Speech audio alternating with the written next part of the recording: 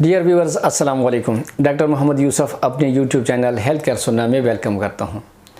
Viewers, मेरी आज की वीडियो का मौजू है डिप्रेशन।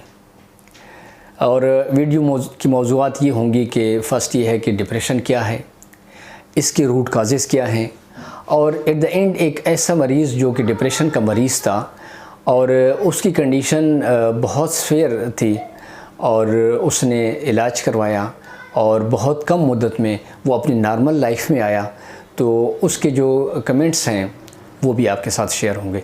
तो वीडियो आखिर तक देखिएगा ताकि आप उस मरीज़ के कमेंट्स ख़ुद सुन सकें। तो व्यूअर्स, डिप्रेशन ऐसी बीमारी है कि इससे तकरीबन हर बंदा ज़िंदगी के किसी न किसी मोड़ पे डिप्रेशन का शिकार हो जाता है। आलमोस्ट 20% जो है ना लोग डिप्रेशन के शिकार रहते हैं। ये एक दिमागी बीमारी है और जो इसका मेन सिम्टम्स हैं इसमें यह है कि बंदा उदास रहता है। हर लम्हे पे वो उसके उदासी उसके ऊपर छाई होगी, चाहे वो खुशी के लम्हात क्यों ना हो उसमें भी वो उदासी रहेगा।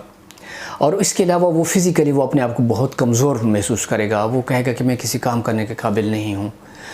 और उसके अलावा वो अपने यार दोस्तों से मिलना गवारा नहीं करेगा। और बाज़ औक़ात जब एक्सट्रीम हो जाती है कंडीशन तो अपनी फैमिली के साथ भी मिलना जुलना जो है ना वो नहीं पसंद करता। वो चाहता है कि मैं किसी मेजॉरिटी लोग ज़्यादा ये चाहते हैं कि कहीं कमरा हो, बंद हो और उसमें कोई अंदर ना आए। और बाज़ औक़ात में ऐसा होता है कि जो डिप्रेशन का मरीज़ होता है वो जैसे दरवाज़ा बंद होता है वो फ़ौरन वो बाहर निकलता है, उस पर एक खौफ सा आता है। और उसके अलावा उसकी नींद कम हो जाती है।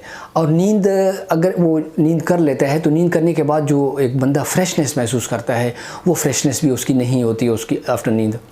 और उसके अलावा वो अपने आप को अंडर एस्टिमेट करता है। वो कहता है कि मैं शायद किसी काम करने के काबिल नहीं हूँ। वो मायूसी की तरफ जा रहा होता है, जिस तरह फिर लोग खुदकुशी की तरफ जाते हैं। डिप्रेस्ड मरीज़ अपने आप को अंडर एस्टिमेट करता है। वो समझता है कि शायद मैं किसी काम करने के काबिल नहीं हूँ। वो अब ज़िंदगी से मायूस होता है, अपने आप से मायूस होता है। और उसके मूड चेंजेस भी होते हैं। मूड चेंजेस मीन्स कि कभी छोटी सी बात पे वो बहुत ज़्यादा हाइपर हो जाएगा और कभी बड़ी बात को बिल्कुल वो निगलेक्ट कर लेगा, उससे उसकी कोई परवाह नहीं होगी।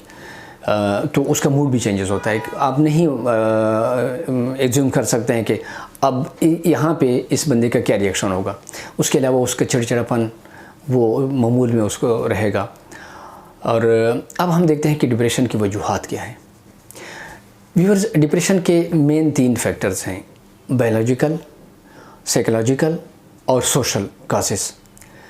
बायोलॉजिकल काजेस में ये है कि दिमाग में एक 4 मेन केमिकल्स होते हैं और ये न्यूरोट्रांसमीटर होते हैं। इनमें जब कोई कमी आ जाती है तो ये इंसान जो है ना वो एक खुशगवार जो लाइफ है उसकी ख़त्म हो जाती है, क्योंकि ये जो केमिकल्स हैं ये इंसान को खुशगवार ज़िंदगी की तरफ लेकर आते हैं। फिर इसमें स्पेशली एक डोपामिन होता है, डोपामिन केमिकल्स, जो कि स्पेशली उसकी ड्यूटी होती है कि इंसान का मूड जो है ना वो अच्छा रहे।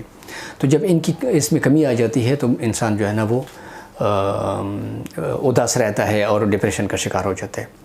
सेकंड जो है ना जो सोशल वजूहात हैं, सोशल वजूहात में यह है कि जो अपने घरेलू उसकी ज़िंदगी में कोई प्रॉब्लम्स आ जाएँ, ऊंच नीच आ जाए, या रिश्तों में जो रिश्तेदारों में रिश्तों में जोड़ तोड़ आ जाए, या बिज़नेस के मसाइल आ जाएँ, बिज़नेस में कोई खसारा हो या इस तरह के जो सिचुएशन जो उसकी है वो उसकी फेवर में ना हो तो डिप्रेशन का शिकार हो जाता है। या फिर सर्विस के मामलात हों, कोई ऐसा बॉस आया कि जिसके साथ उसकी नहीं बनती, ऐसे हालात में भी बंदा जो है ना वो डिप्रेशन का शिकार हो जाता है। अब हम देखते हैं कि इसका क्या इलाज होना चाहिए। अगर कोई बंदा डिप्रेशन का शिकार हो जाए तो उसकी क्या ट्रीटमेंट होनी चाहिए। तो व्यूअर, सबसे पहले तो जो डिप्रेस्ड पर्सन है, डिप्रेशन का मरीज़ है, उसके ऊपर मुकम्मल तवज्जो देनी चाहिए कि वो जो मायूसी का शिकार है उसको आप साथ लेके चलेंगे तो वो बेहतरी की तरफ आएगा। उसकी काउंसलिंग होनी चाहिए। और उसके अलावा जब हम इलाज की बात करते हैं, ट्रीटमेंट की बात करते हैं, तो डिप्रेशन के लिए बेहतरीन ट्रीटमेंट हिजामा है।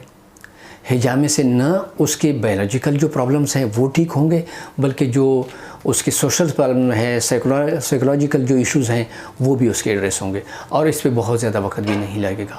بہت ہی تھوڑی عرصے میں اس کی نیند جو ہے نا نارمل ہو جائے گی۔ جب اس کی نیند نارمل ہو جائے گی تو وہ اپنے آپ کو تھوڑا فریش محسوس کرے گا، اور اس کے ساتھ ساتھ سارے سمپٹمز جو ہے نا اس کے بہتر ہونا شروع ہو جائیں۔ ساتھ ہی ہماری آج کی ویڈیو کا اختتام پذیر ہوتی ہے، لیکن جیسے آپ کو ویڈیو کے شروع میں بتایا تھا کہ آخر میں آپ کو ایک مریض کے جو ہے نا وہ اس کے کمنٹس آپ سنیں گے کہ وہ اس نے اپنے ڈپریشن کا علاج کیسے کیا اور وہ کیسے محسوس کرتا ہے۔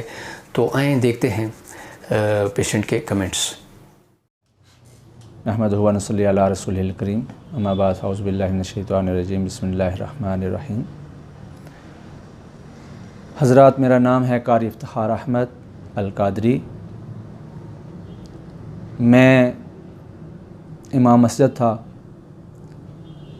اور ذکر اذکار کی محفلیں کراتا تھا، اور اللہ تعالیٰ عز و جل کے فضل و کرم سے میں لوگوں کو تبلیغ بھی کرتا تھا،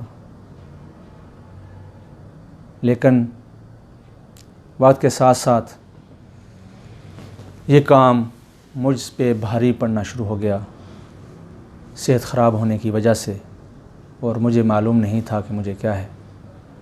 مجھے کسی نے بتایا کہ جی آپ حجامہ کرائیں، تو میں خوش ہو گیا۔ میں نے کہا آپ تو صحیح کہہ رہے ہیں، یہ تو سنت علاج ہے، حجامہ میں کرا لیتا ہوں، کیونکہ میں ڈاکٹروں کے پاس گیا ہوں، مجھے کوئی آرام نہیں آیا، بڑی دوائیاں کھائیں لیکن کچھ آرام نہ آیا۔ ایک دن میں ڈاکٹر یوسف صاحب، جو کہ ڈبل روڈ پہ آرامہ سینٹر کے جو بیسمنٹ میں ان کا کلینک ہے، وہاں میں جناب آ گیا، اور مجھ سے یقین کریں بولا نہیں جا رہا تھا، اتنی تکلیف تھی۔ ڈاکٹر صاحب بھی پریشان ہو گئے کہ اسی وجہ سے میں نے وہ درس و تدریس کا معاملہ بھی چھوڑا تھا، کیونکہ اس میں تو بولنا پڑتا ہے۔ تو اللہ کا ایسا کرم ہوا کہ ڈاکٹر صاحب نے مجھ پہ توجہ دی، میری ساری باتیں غور سے سنی۔ میں نے کہا ڈاکٹر صاحب یہ میری ایسی پریشانی ہے کہ میں تو لائٹ بند کر لیتا ہوں، اندھیرے میں رہنا پسند کرتا ہوں، اور ڈپریشن ہو گیا ہے، اور مجھے کوئی چیز اچھی نہیں لگتی، اور میں خاموشی میں رہتا ہوں، اور ہر وقت غصے میں رہتا ہوں۔ تو ڈاکٹر صاحب نے پہلے دن جب میرا حجامہ کیا تو یقین کیجئے کہ مجھے ایک دن ہی میں محسوس ہونا شروع ہو گیا کہ واقعہ ہی اس علاج میں کوئی دم ہے، اور میں نے بہتری محسوس کی۔ اور جب 2-3 دفعہ میں نے ایسے ہی حجامہ کرایا تو اللہ پاک نے مجھے اور شفا دی، مزید بہتر ہو گیا، اور اب میں اللہ کے فضل و کرم سے مکمل صحت یاب ہو چکا ہوں۔ اور میں آپ سے بھی یہ ریکویسٹ کروں گا کہ اس سنت کو زندہ کیجئے، حجامہ کرائیے اور اپنی صحت کا خیال رکھیے اور صحت مند بن جائیے۔ حجامہ سنت بھی ہے اور صحت بھی ہے۔ آپ سے یہ میری گزارش ہے کہ آپ ضرور حجامہ کرائیں، کوئی بھی بیماری ہے آپ اپنا ٹائم ضائع نہ کریں، حجامہ کرائیں۔ سب سے اچھا علاج میں نے حجامہ پایا ہے، یقین کریں کہ اس سے بہتر علاج میں نے آج دن تک نہیں دیکھا۔ آپ سے بھی میں یہ توقع رکھتا ہوں کہ آپ ضرور حجامہ کرائیں گے، اور آپ کے حجامہ کرانے سے ہمیں بھی ثواب ملے گا، کیونکہ ہم نے آپ کو اس سنت عمل کے لیے آگاہ کیا ہے، اور یہ درد رکھتے ہوئے کہ اپنے اسلامی بہن بھائیوں کو تکلیف سے بچانے کے لیے کہ وہ ہر طرح کی تکلیف سے بچ جائیں، بیماری سے بچ جائیں، تو یقین کریں کہ محض اللہ کی رضا کے لیے آپ کو کہہ رہا ہوں کہ شاید کہ میرے اس عمل کی وجہ سے اللہ تعالیٰ میری بخشش فرما دے۔ آمین ثم آمین۔